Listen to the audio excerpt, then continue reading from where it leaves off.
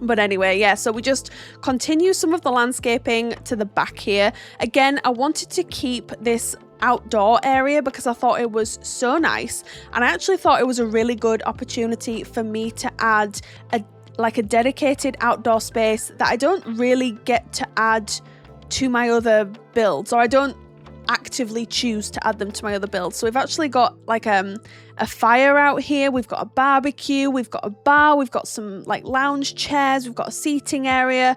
I just think it's a really nice space, and it allowed me to use a few more packs. Again, I probably wouldn't typically kind of go for, which was really nice. So yeah, really thrilled with the back garden area, which is another reason that I decided to use the back of the house for the thumbnail. I don't know, anyone with a keen eye will be like, oh, you use the back of the house for the thumbnail, which is kind of interesting and something that I wouldn't usually do, trust me. Usually I'd be like, no, it needs to be the front of the house. And yeah, the front of the house is nice, but the back of the house, honestly, I was like, okay, yes, we're gonna do this.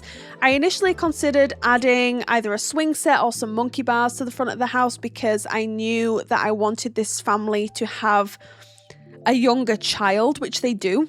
I kept the kind of family dynamic that the original house had, where I assumed there were either two parents or a single parent plus a child, obviously, as you can see here.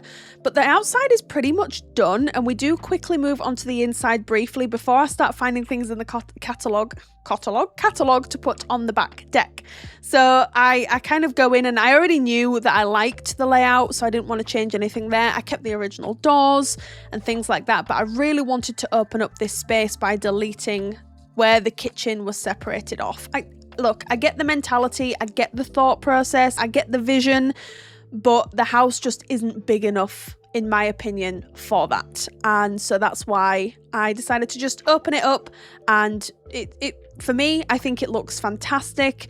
I was initially going to use some counters from the Home Chef Hustle stuff pack, and then I was like, no, let's use some base game counters. So we ended up going with these black ones, which they're not swatches that I would typically use. So I was really trying to use items and try and embrace a style that I'm quite uncomfortable with. So what I mean by that is we went quite modern